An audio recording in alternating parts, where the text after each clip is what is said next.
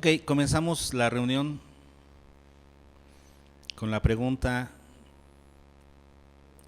¿qué es un proverbio? ¿Se acuerdan? ¿Qué es un proverbio? Y mucha gente maneja los proverbios como si fueran un refrán al estilo mexicano, ¿no? Pero tienen algunas diferencias.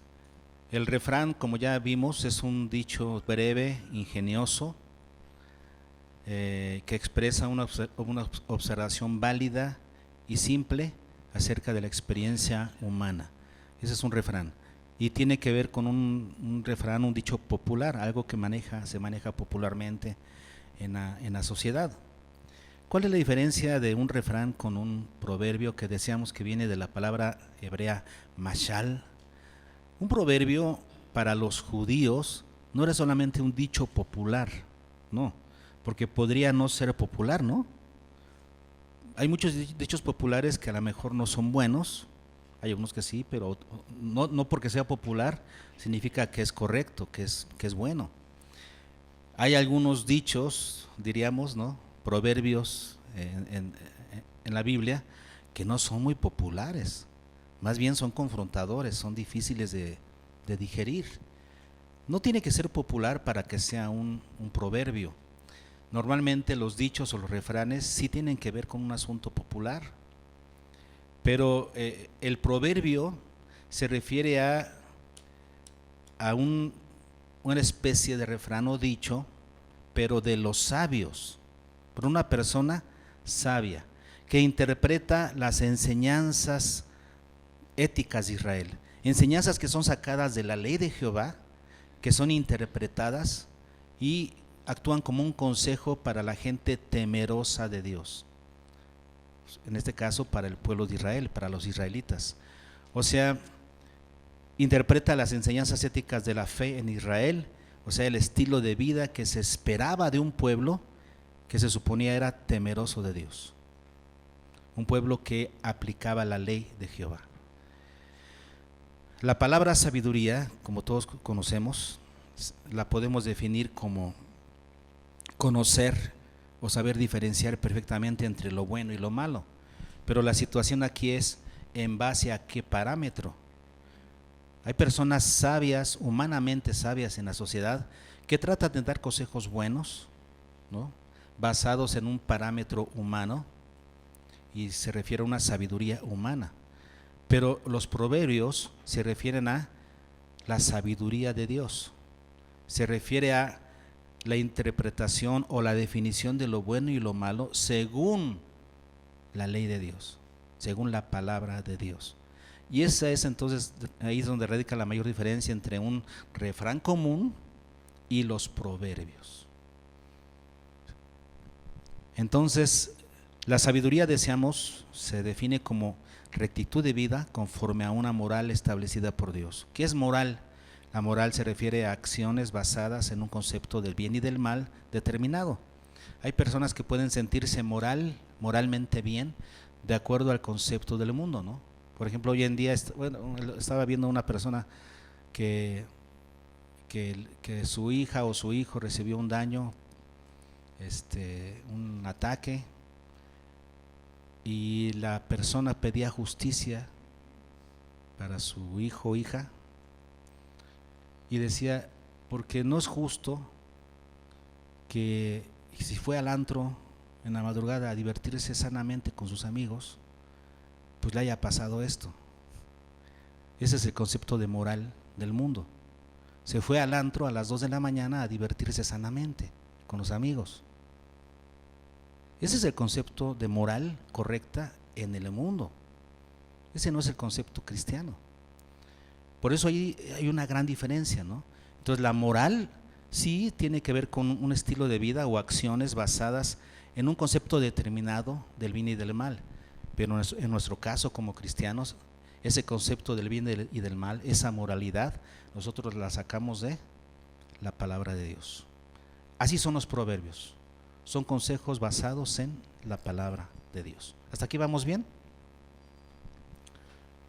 Ahora, en el capítulo 22, versículo 17, que es el versículo que nos memorizamos, ahí justamente en el capítulo 22, versículo 17, inicia un párrafo con un título, no el título que está ahí de preceptos y amonestaciones, sino el título que maneja el versículo 17. Dice el proverbista: inclina tu oído, ¿y qué? Y oye, ¿qué? Las palabras de los sabios. Este párrafo que está contenido entre el capítulo 22, versículo 17, hasta el 23, 14, los eruditos consideran que es el párrafo titulado Las palabras de los sabios. Interesante, ¿no? Entonces, del 22, 17 al 23, 14, tenemos ahí ¿qué? Las palabras de los sabios. Así se titula ese párrafo. Es el tema, es el contenido de este párrafo. Las palabras de los sabios. ¿Qué importancia tenían las palabras de los sabios? Bueno, solamente como una anécdota para que lo veamos. En Jeremías 18, 18, si quieren ir allá. Jeremías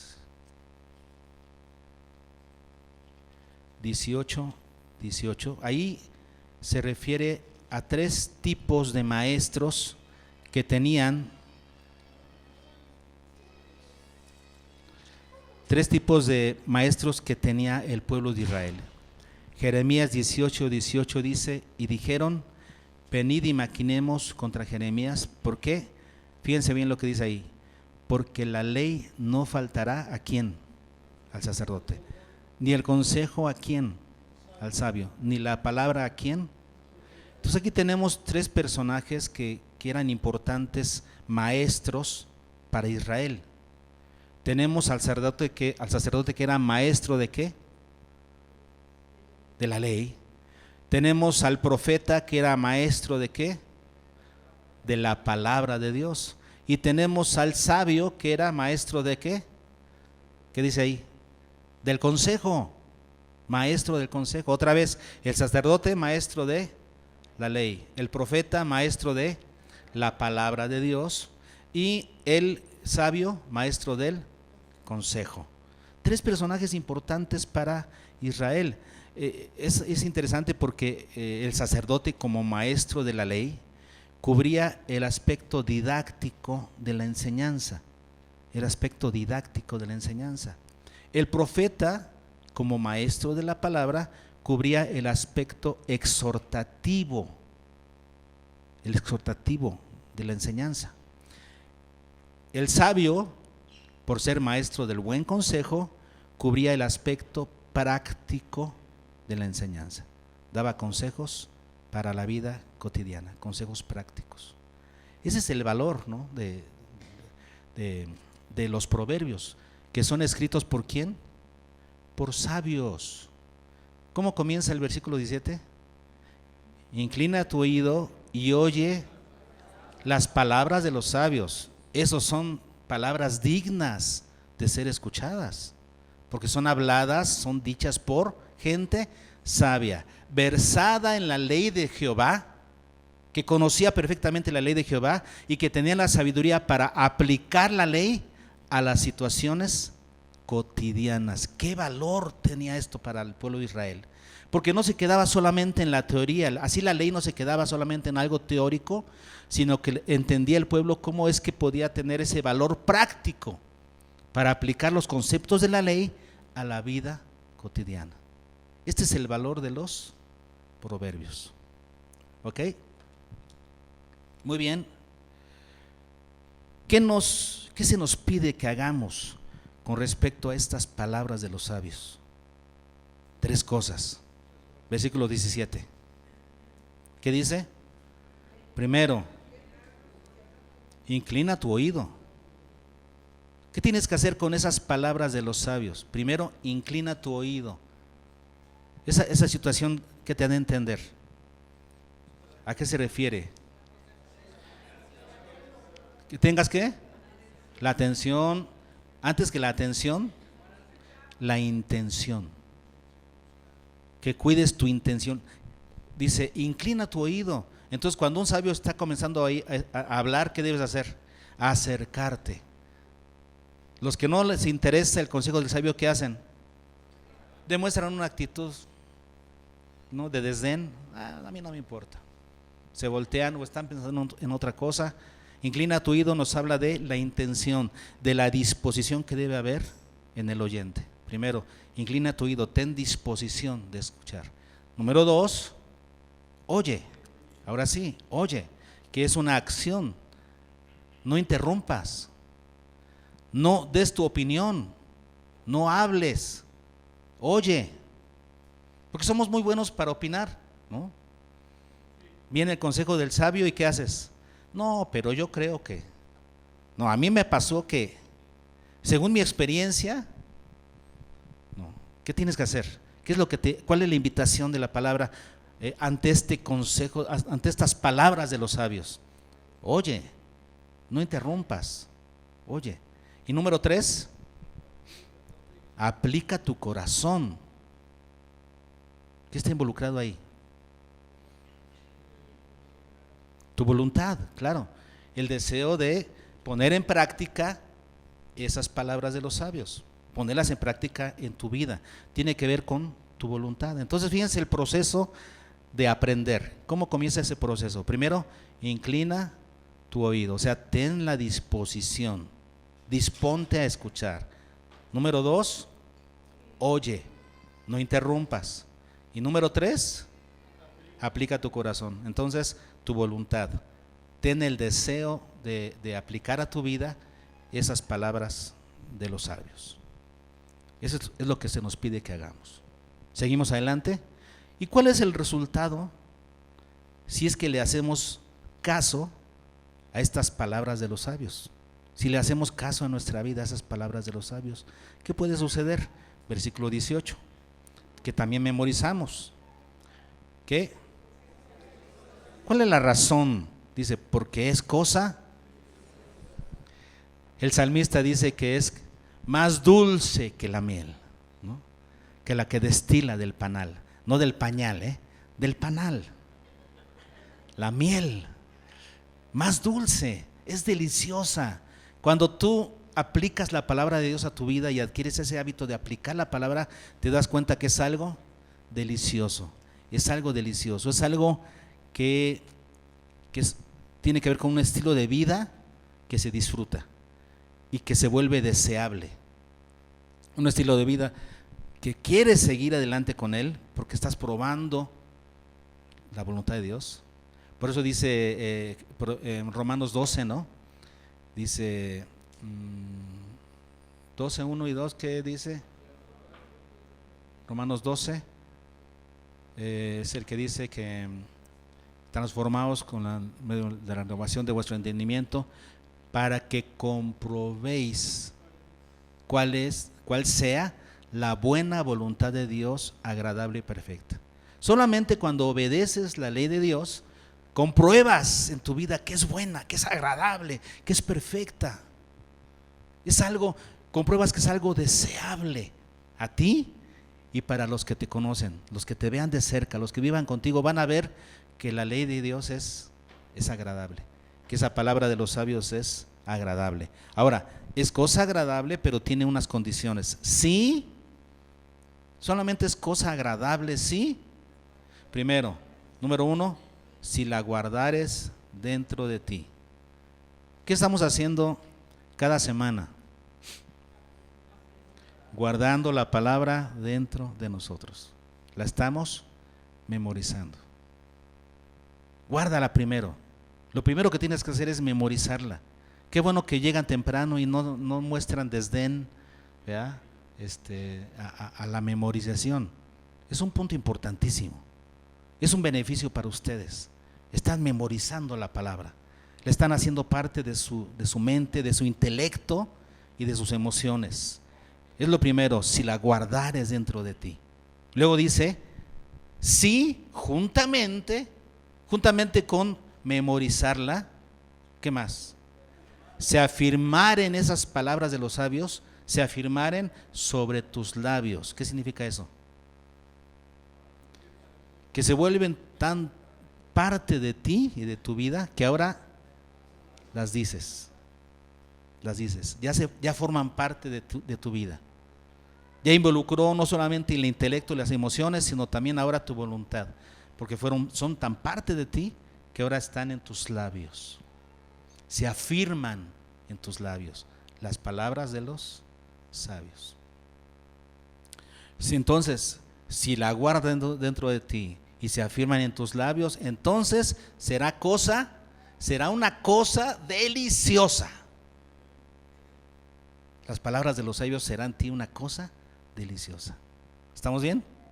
Versículo 19. ¿Cuál es la motivación de los sabios de compartirnos su sabiduría en la palabra de Dios? ¿Cuál es su motivación de los sabios? Versículo 19. Para que tu confianza sea en Jehová, te las he hecho saber hoy a ti también. Entonces, si cambian el orden y primero ponen la segunda parte, lo entenderían mejor, ¿no? Te las he hecho saber hoy a ti también, para que tu confianza sea en Jehová. ¿Para qué nos lo hicieron saber los sabios? Para que nuestra confianza sea en Jehová. ¿Por qué dice aquí para que tu confianza sea? Porque ¿cómo demuestras que confías en alguien? Lo decíamos al principio en la canción de Confiad. Ahí en la introducción de esa canción hablé un poquito de esto, ¿no? ¿Cómo demuestras que confías en alguien? Porque cuando te dice algo, lo haces. Si alguien te dice, oye, yo vengo de la calle y está haciendo un frío, así es que cuidado, cuando salgas ponte suéter. Si confías en sus palabras, ¿qué haces? Y si no confías en sus palabras, así te vas. Entonces, ¿qué demuestras? Que no confiaste en las palabras de esa persona. Y si es una persona experta, si es un doctor, un especialista, experto en su materia y te dice, usted está enfermo de esto, y tú dices, nah, no, yo creo que no. Bueno, pero son las palabras de un experto. Entonces, estamos hablando de expertos en la ley de Jehová, gente sabia, versado en la Escritura, que nos dan consejo sabio. Son las palabras de los sabios. ¿Qué tendrías que hacer? Confiar. Si tú confías en esas palabras, estarás demostrando que confías en Dios. Confiar es tremendo.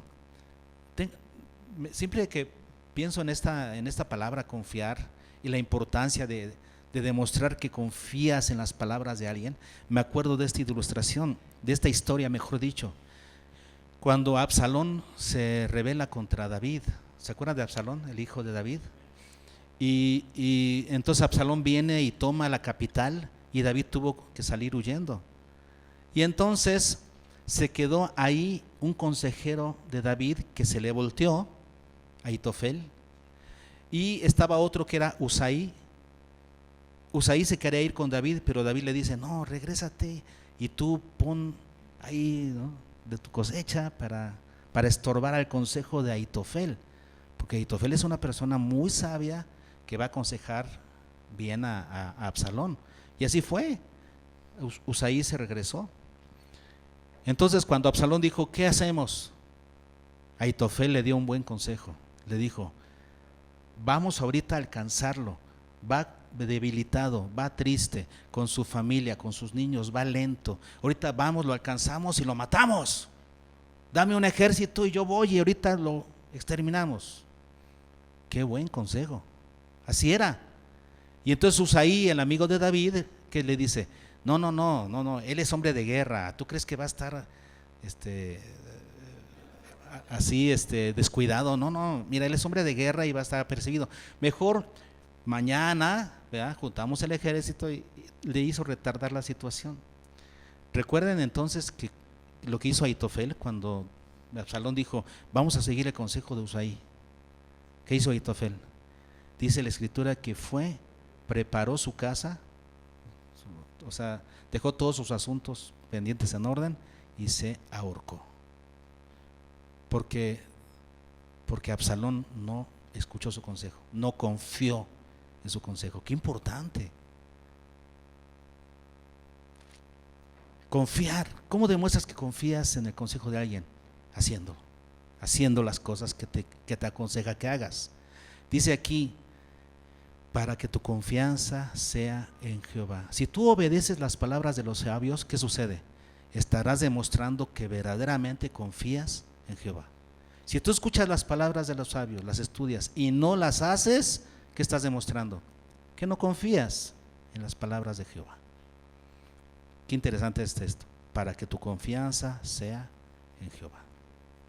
Es la razón por la que los sabios nos dan sus palabras.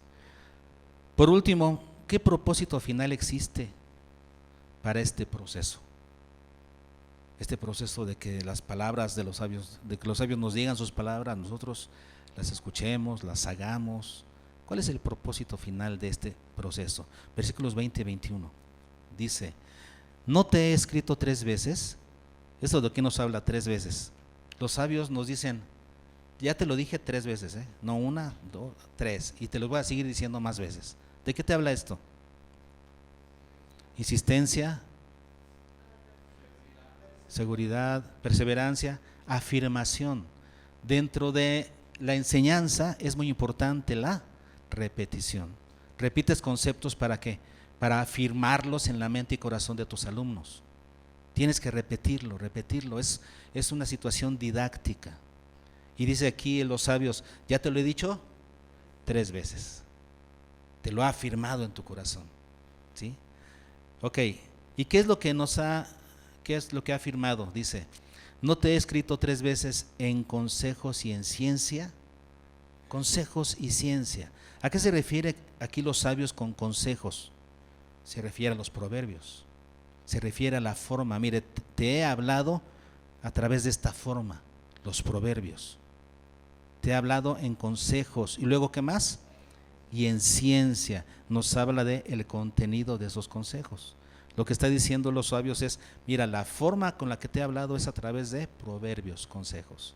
Y el contenido, ¿cuál es el contenido? La ciencia, o sea, la verdad de las palabras. El contenido que expresa la moral de Dios para Israel. ¿Y para qué? Dice ahí, sigue diciendo, para hacerte saber, ¿qué? La certidumbre de las palabras de verdad. ¿Cuál es el propósito del proverbista? Cuando nos enseña a través de proverbios la ciencia, o sea, las cosas verdaderas de Dios. ¿Qué es lo que pretende? Para hacerte saber la certidumbre de las palabras de verdad. ¿Qué certidumbre? Certeza, convencimiento, seguridad, que no hay dudas. Cuando alguien tiene certidumbre, ¿qué significa? Que tiene incertidumbre. Cuando dice, tengo mucha incertidumbre, tienes dudas que te causan miedo.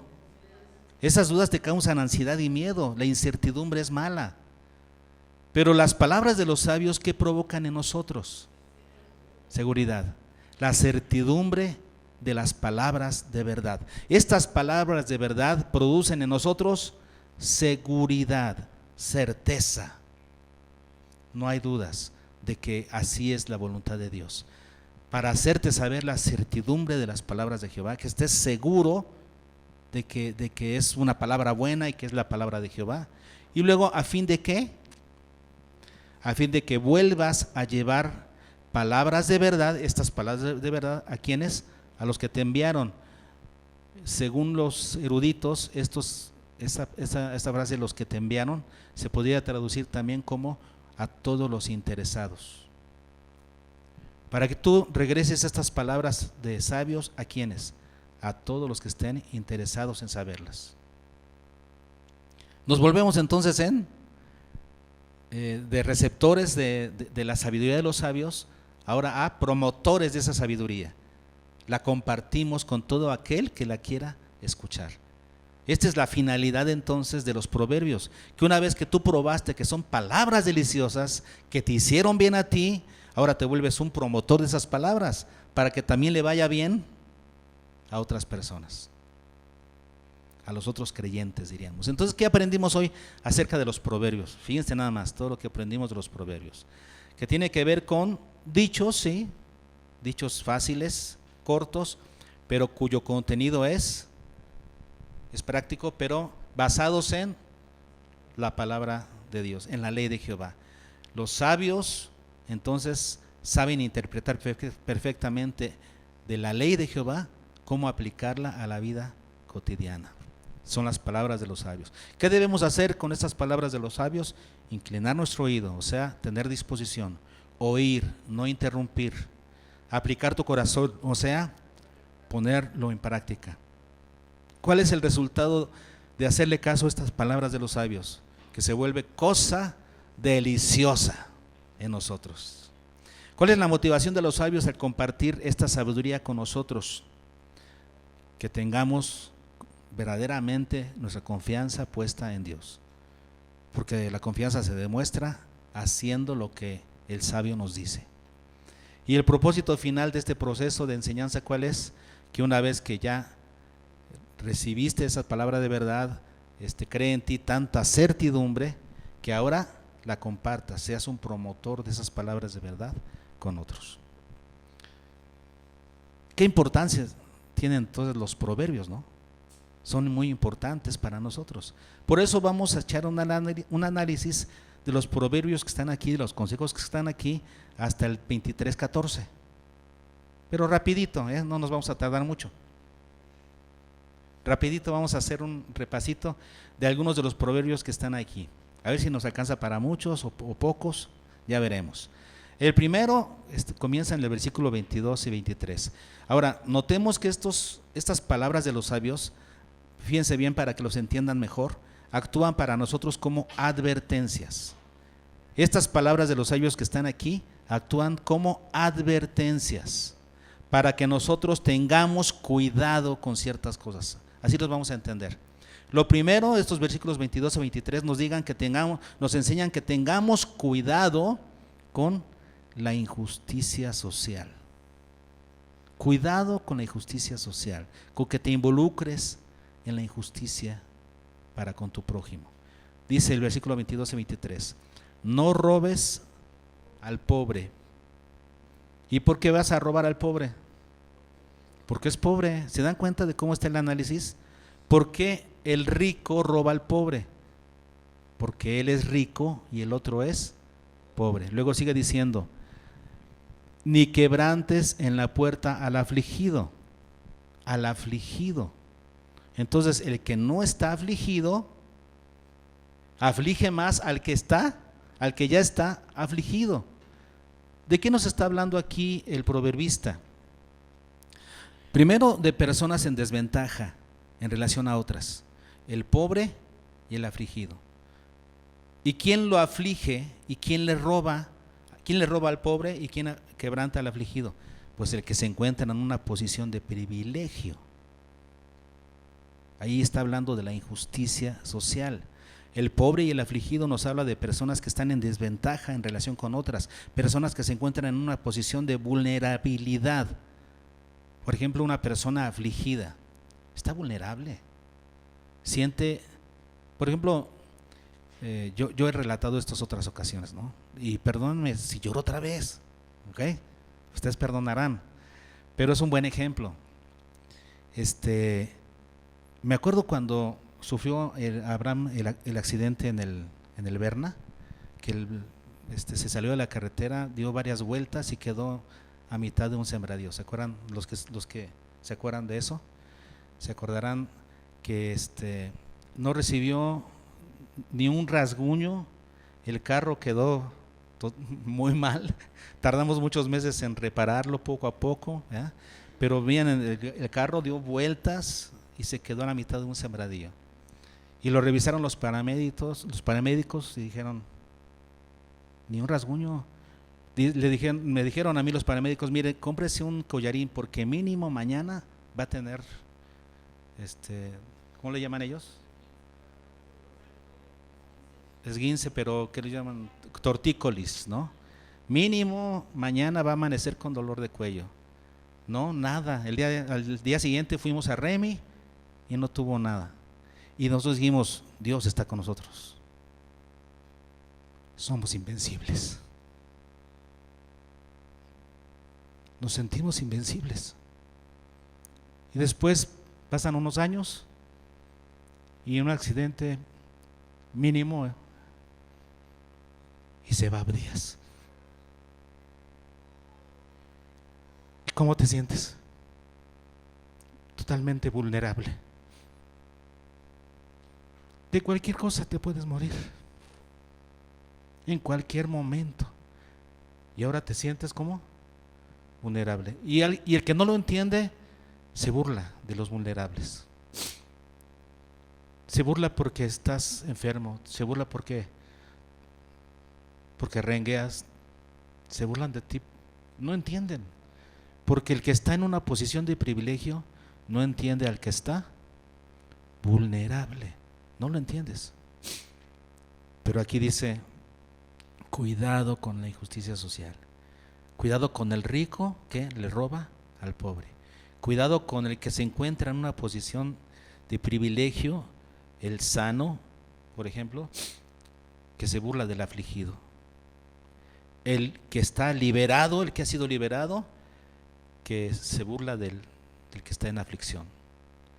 Cuidado, porque dice aquí que, porque Jehová juzgará la causa de ellos.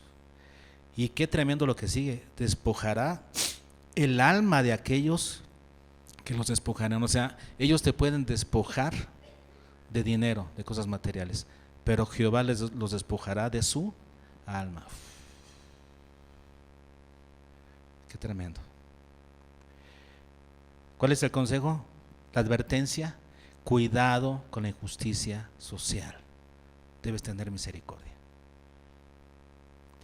Número 2, cuidado con las relaciones equívocas. Versículos 24 y 25. No te entremetas con el iracundo, no te acompañes. Fíjense esas dos palabras, entremeterte, acompañarte con. ¿A qué se refiere? A tener una relación cercana, una comunión. No tengas comunión ¿con quién?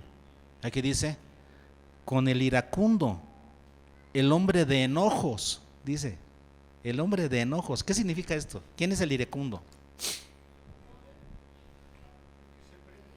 El que se prende de volada. Muy buena definición, Pablo. Es aquel que fácilmente pierde sus cabales. Es aquel que pierde relaciones con facilidad. Se enoja con los otros rapidísimo, rompe relaciones. Tarde que temprano te va a hacer una escena el iracundo. Ahora dice aquí, ¿por qué no debes relacionarte, tener comunión con él? ¿Por qué? Versículo 25. ¿Qué dice? Vas a terminar aprendiendo sus maneras. El que anda con lobos jamás pasa del corredor.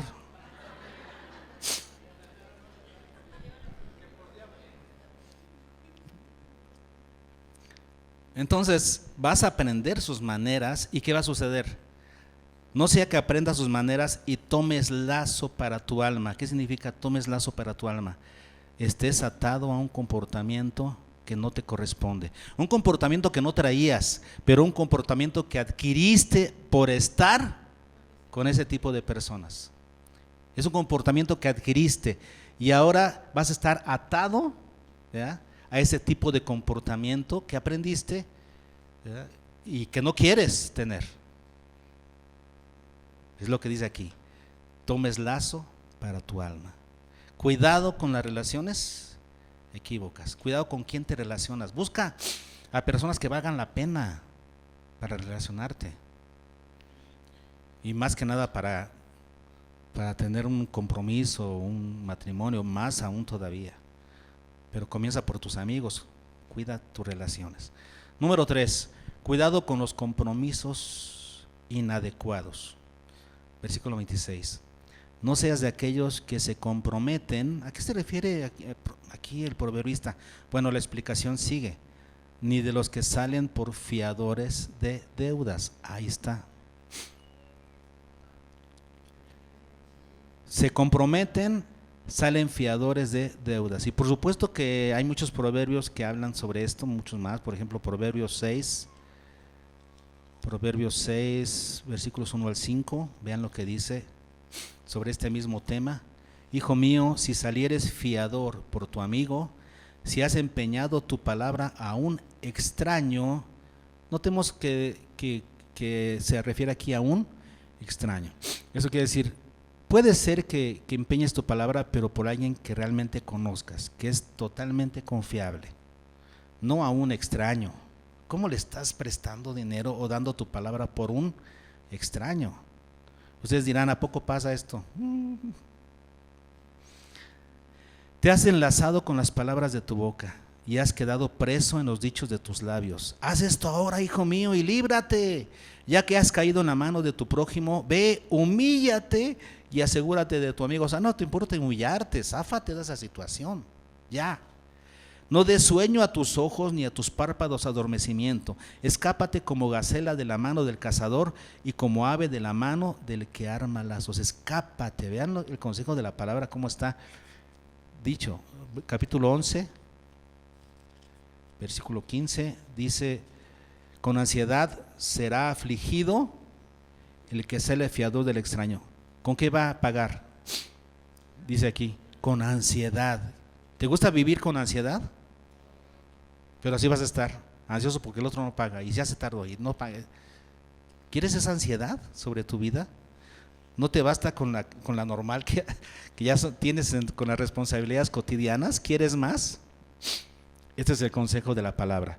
Y sigue diciendo el versículo 27, si no tuvieres para pagar, ¿por qué han de quitar tu cama de debajo de ti? Tú quedaste fiador. Cuidado entonces. Repetimos, ¿a un extraño? No, ¿cómo te arriesgas? ¿A un conocido? Todavía piénsala. Y tiene que ser una persona segura. Número 4. Cuidado con el irrespeto, o sea, la falta de respeto a la propiedad privada. Versículo 28. No traspases los linderos antiguos que pusieron tus padres. Yo he escuchado a algunos predicadores que utilizan este versículo alegóricamente y dicen que se refiere a las costumbres. No traspases los linderos antiguos, o sea, las costumbres que te enseñaron tus padres, ¿no? Guárdalas. Pero si todo el texto ha sido hasta aquí literal, ¿por qué tendríamos que alegorizar este? Es literal. ¿Cómo se entiende esto? No traspases los linderos antiguos que pusieron tus padres. ¿Cuáles eran los linderos? Pues los padres hicieron los linderos para marcar la división de terrenos, ¿verdad?, entre familias. Ponían piedras y luego ponían estacas para delimitar los terrenos y de uno y de otro. ¿Y qué dice aquí? No traspases. ¿Qué dijo Bomberito Juárez? Tanto entre los individuos como entre las naciones, el respeto al derecho ajeno es la paz. ¿Cuánta razón tenía? ¿Quieres tener paz? No te metas con los derechos de la otra persona. La otra persona tiene derechos. Es ahí donde se equivoca hoy en día la sociedad, por ejemplo, en la cuestión del aborto, ¿no? Dicen, la mujer debe tener libertad para abortar cuando ella quiera, en la situación que sea, porque es su cuerpo. No, sí es su cuerpo, pero está tomando una decisión por una persona que tiene derechos, una persona ajena a ella, una persona individual. Entonces, está afectando los derechos de esa tercera persona al tomar esa decisión. No debe poder abortar en cualquier circunstancia. Eso no lo toman en cuenta ellos.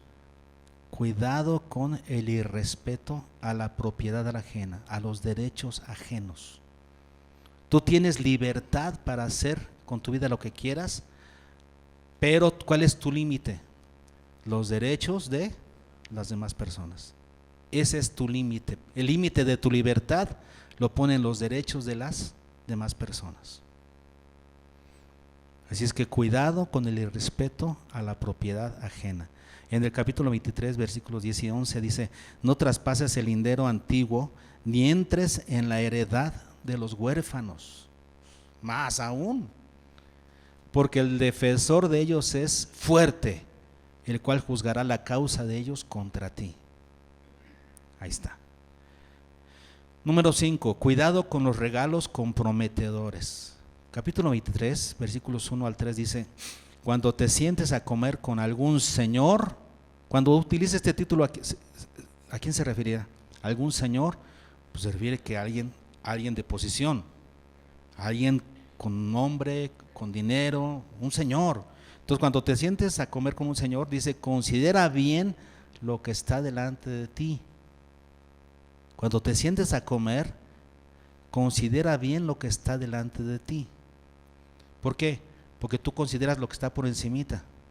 ¿Qué consideras? Los platillos deliciosos que te está ofreciendo. Te está ofreciendo unos platillos deliciosos. No, pero ¿qué te dice el proverbista? ¿Qué te dice? Considera bien.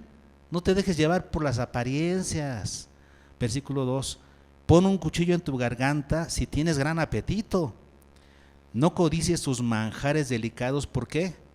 Porque es pan engañoso. Ahí está la clave para entender esto. Eso quiere decir, te está ofreciendo algo para comprar tu voluntad,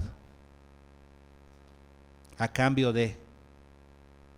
Entonces, por eso dice: considera bien lo que está delante de ti. No las apariencias, sino la realidad. No los manjares delicados que dice ahí, porque es pan engañoso. Está queriendo comprar tu lealtad a través de regalos. Muchas personas actúan así, y muchas personas caen en esa trampa, ¿no? Reciben regalos y a todo dicen que sí. Es como aquella muchacha que no quiere nada con un muchacho, pero le recibe flores, y le recibe el anillo, le recibe el regalito. Pues no, que no querías nada, y le estás recibiendo todo. Entonces sí quieres. ¿Cómo demuestras que no quieres? No recibes, está comprando. Cuidado. Y los muchachos también no estén regalando cosas caras cuando son novios. Regalen cosas caras cuando estén casados. De novios no compren afecto. No compren afectos. Cuando estén casados, ahí le compras lo que quiera, pero de novios. Cuidado con los regalos comprometedores, ¿ok? Cuidado con eso.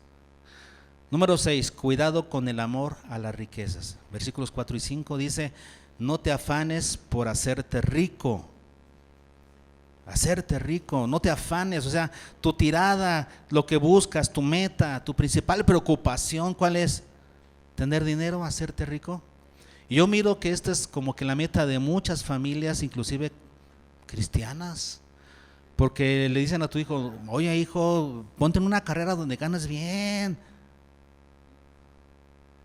Toda tu tirada es que gane bien. ¿Y la vocación qué? No, es que como ingeniero es la carrera del futuro, con eso vas a sacar mucha lana. Entonces, no, la vocación es más importante, la felicidad en el trabajo, que estés haciendo lo que te gusta, que el dinero. Tu tirada jamás debe ser el dinero. Muchas personas por el amor al dinero cometen errores. Ya habíamos mencionado esto, ¿no? Te ofrecen una promoción en el trabajo, y si te dicen: te vamos a pagar el doble para que seas gerente, ¿y qué haces? Ni lo piensas. El doble, sí. ¿No piensas que ya no vas a ver a tu familia? ¿No piensas que no vas a estar? ¿Que no los vas a ver crecer? Con eso te alcanza, con lo que tienes te alcanza. ¿Para qué quieres más? El amor al dinero.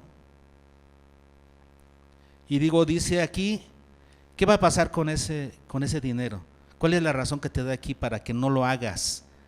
Dice versículo 5: has de poner tus ojos en las riquezas, siendo que ningunas, porque se harán alas como alas de águila y volarán al cielo. ¿Qué va a suceder con las riquezas?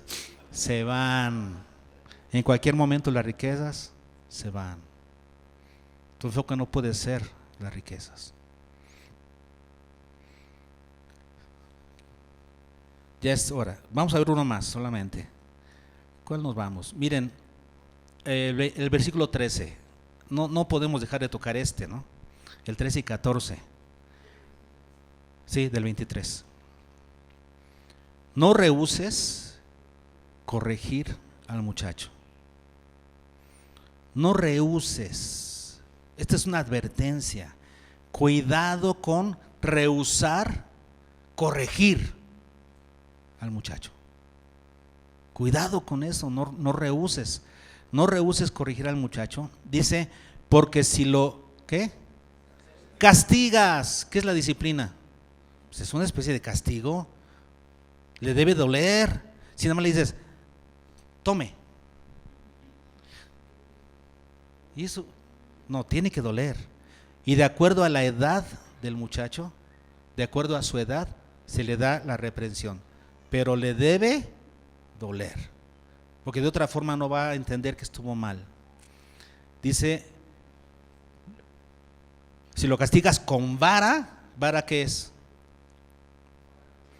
Un instrumento de dolor. ¿Qué es la vara? Un instrumento de dolor. Lo castigarás con vara. Un instrumento que al causar dolor te hace reflexionar, te hace, ay, ¿qué estoy haciendo mal? De eso se trata, ¿no? Aquí mismo en el 22:15, vean, la necedad está ligada al corazón del muchacho, mas la vara de la corrección la alejará de él. Entre más necio, más vara, más azotado. Entre más necio, más recio. Salió verso sin esfuerzo. El 29:15, la vara y la corrección dan sabiduría, mas el muchacho consentido avergonzará a su madre. ¿Es lo que quieres? Que te avergüence en público, que esté haciendo berrinche, y eso se ataca ¿desde qué edad? Desde los 0 años. Si tú corriges al niño de los 0 a los 5 años, tendrá su carácter formado y no vas a batallar. No rehuses corregir. Luego vean lo que dice muy interesante aquí. Porque si lo castigas con vara, ¿qué? No morirá. Si no lo castigas, ¿qué puede pasar? Puede morir. Luego sigue diciendo, lo castigarás con vara y librarás su alma del Seol. ¿Qué es el Seol? El Seol es el lugar de los muertos, pero de los que no tienen esperanza. Se traduce como abismo, se refiere a un abismo, un lugar oscuro, un lugar sombrío, un lugar tenebroso.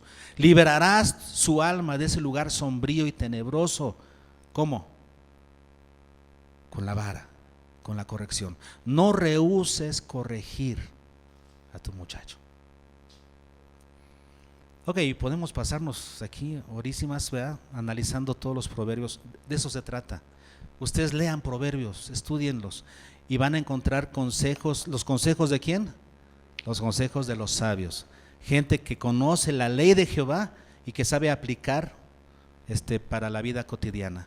Vamos a terminar cantando un canto que se llama, adivinen cómo se llama. Este canto se llama Consejo. Es de Marcos Vidal y nos da también otros consejos más, no solamente del libro de Proverbios, sino de la Biblia, de las historias de Jesús, etcétera. Vamos a cantar esto para concluir.